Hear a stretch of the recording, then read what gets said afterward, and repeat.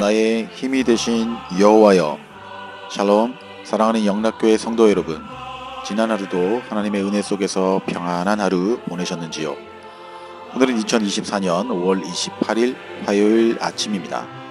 오늘도 하나님께서 우리에게 허락하신 귀한 말씀을 묵상하는 아침 경건의 시간을 시작하겠습니다. 오늘 함께 부르실 찬송은 찬송가 331장 영광을 받으신 만유의 주여입니다.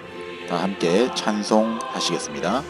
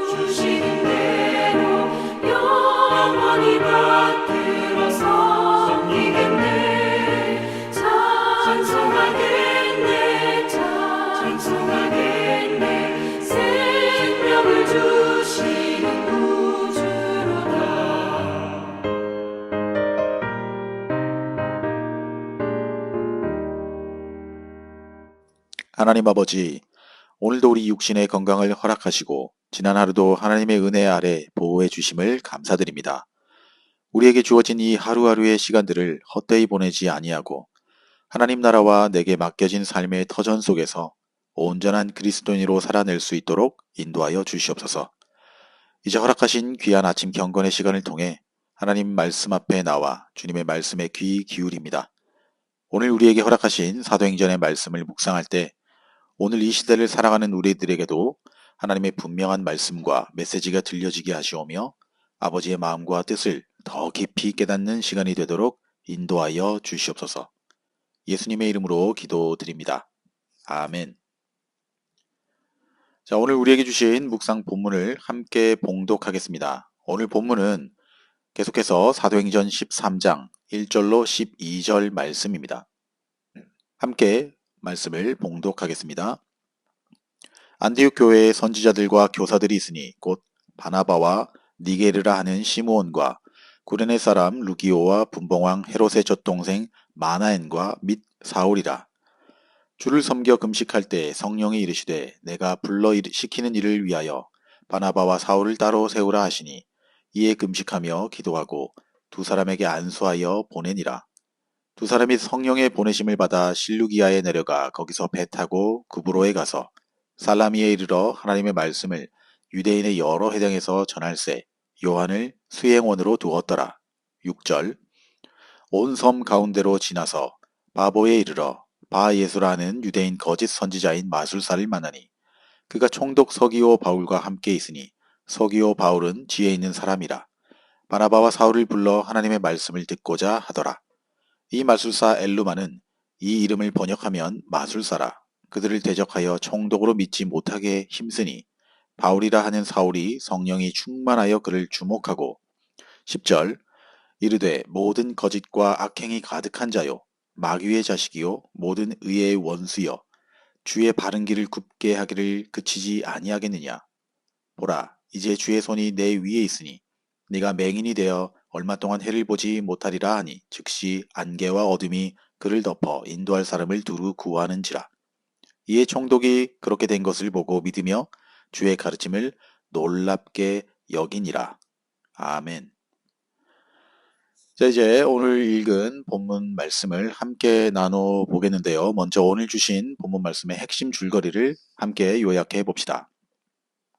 오늘 본문은 안디옥 교회가 성령의 뜻하심에 따라 바울과 바나바를 따로 세워 이방 선교를 위한 본격적인 선교사 파송을 한 사실을 기록하고 있습니다. 여기서 한 가지 우리가 주목할 사실은 이방 선교의 출발지와 파송지가 안디옥 교회라는 사실은 이 안디옥 교회가 유대인이 아닌 이방인들이 주축이 된 교회로 유대주의적 편견으로 인해 이방인에게 배타적인 예루살렘 교회보다는 이방 선교에 더 적합하였기 때문이라 볼 수 있습니다. 그리하여 안디옥 교회로부터 파송받은 바나바와 바울은 안디옥 서남쪽 지중해 동북쪽에 위치한 구브로, 오늘날 키프로스 섬을 첫 선교지로 정하였습니다. 이것은 또한 바나바의 고향이기도 한 곳으로 주로 헬라인들이 많이 살고 있지만 유대인들도 많이 살고 있어서 유대인의 회당도 여러 곳에 있었습니다. 그런데 바나바와 바울의 첫 선교지였던 이 구브로에서의 사역 결과는 그리 썩 만족스러웠다고는 볼 수 없었습니다. 그럼에도 불구하고 구브로에서의 사역은 몇 가지 이유로 중요한 의의를 지니고 있습니다. 첫째, 마술사 엘루마를 사도 바울이 성령의 능력으로 소경되게 한 사건으로 인해 복음이 참된 하나님의 말씀임을 입증하는 계기가 되었을 뿐만 아니라 바울의 선교 사역을 하나님께서 인준하는 표징이 되는 사건이었기 때문입니다.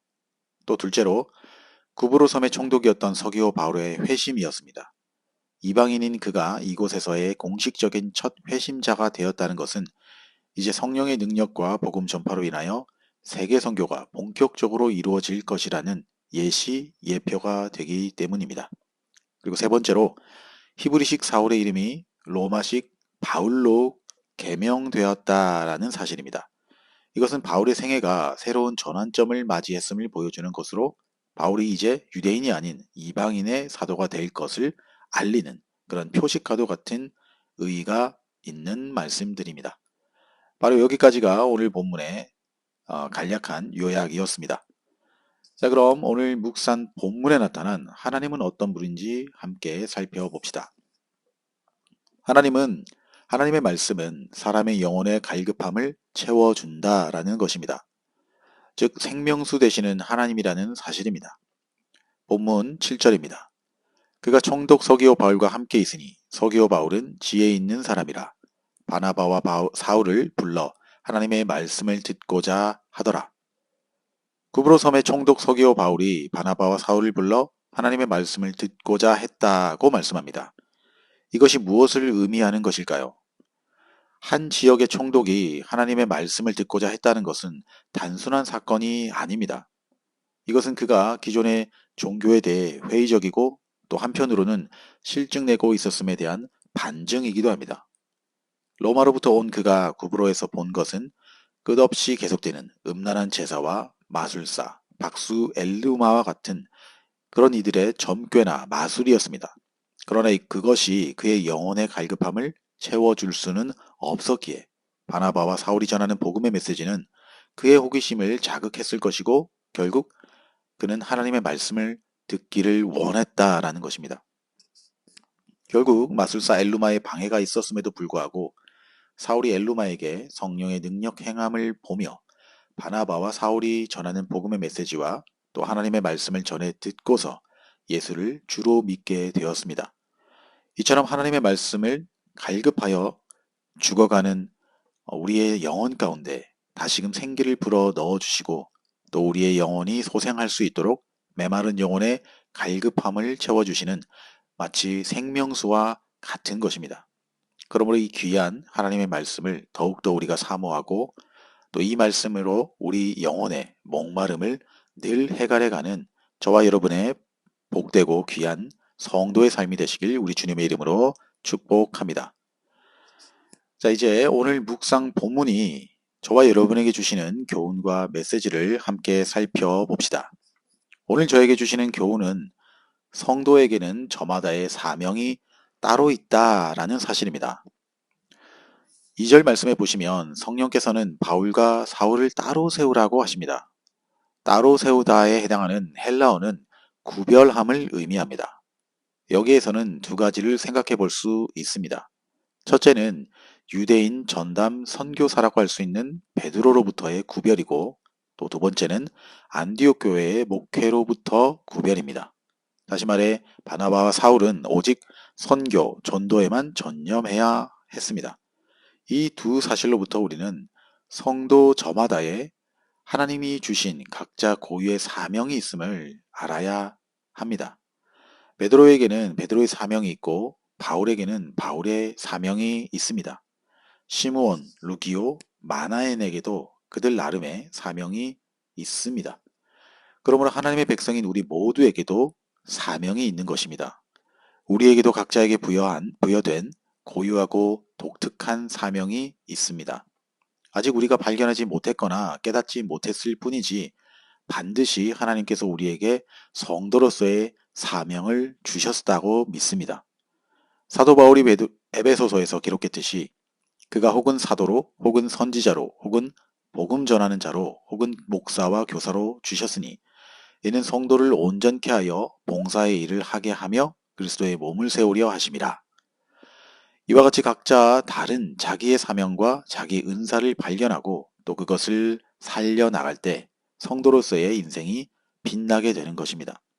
그런데 문제는 자기에게 있는 은사와 달란트를 남들과 비교하는 데서 문제가 종종 발생하곤 합니다.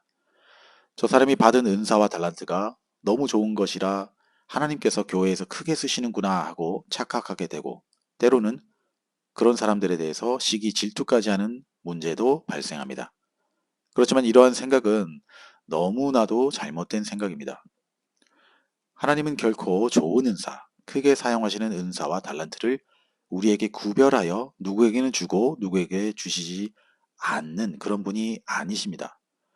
내게 있는 은사와 달란트를 가지고 얼마나 하나님을 위해 또 교회를 위해 감사하게 사용하고 또 그것을 기뻐하느냐가 더 중요한 것입니다. 사랑하는 성도 여러분, 이처럼 하나님께서 저와 여러분에게 주신 은사와 달란트를 가지고 하나님 나라와 교회를 위해 또 이웃과 세상을 위해 귀하게 사용함이 바로 저와 여러분에게 주신 사명임을 기억하시며 기억하며 살아가는 귀하고 복된 성도님들의 삶이 되시길 다시 한번 우리 주님의 이름으로 축복합니다. 기도하시겠습니다. 하나님 아버지, 오늘 이 아침에도 주님의 귀한 말씀을 허락해 주셔서 감사드립니다. 인생의 참된 길과 복된 성도의 삶은 오직 하나님의 말씀대로 인도함 받는 길만이 유일한 것임을 깨닫게 해주셔서 감사합니다. 저희들의 삶이 항상 이 말씀 앞에 순종하며 나아갈 수 있도록 인도하여 주시옵소서. 이제는 우리 구주 예수 그리스도의 은혜와 하나님 아버지의 지극하신 사랑하심과 성령님의 감화 감동, 위로교통 충만케 하심이 오늘 이 아침에도 생명수와 같은 하나님의 말씀으로 채워주시고 우리에게 주신 은사와 달란트를 하나님 나라를 위해 성도로서의 사명을 잘 감당하기를 다짐하며 아침 경건의 시간에 참여한 모든 성도들 머리 위에 이제로부터 영원토록 함께 하옵시기를 간절히 축원하옵나이다. 아멘. 자, 오늘도 몇 가지 기도 제목을 나누며 함께 간절한 마음으로 기도하길 원합니다. 첫 번째 기도의 제목은 오늘도 각자가 묵상한 말씀을 생각하시면서 기도합시다. 특별히 하나님께서 내게 주신 은사와 달란트가 있다면 그것을 더욱더 교회와 하나님 나라를 위해 감사하며 사용하게 해달라고 기도드립시다. 둘째로 우리 영락교회와 성도들을 위해서 기도합시다. 영락교회를 통하여 하나님께서 무엇을 원하시고 또 어떻게 나아가기 원하시는지 위해서 기도하시고 우리 성도님들의 영육의 건강, 회복과 치유를 위해서 그리고 한국 방문 중이신 목사님 내외와 또 최미경 집사님께서 모든 일정들을 잘 마무리하고 잘 귀국하실 수 있도록 기도합시다. 셋째로 사랑하는 나의 가족을 위해 또 고국에 계신 부모, 형제를 위해 또 믿지 않는 가족들을 위해 그리고 선교사님들을 위해서도 우리 찬양이 연주되는 동안 간절한 믿음과 소망의 마음을 담아 함께 기도하시겠습니다.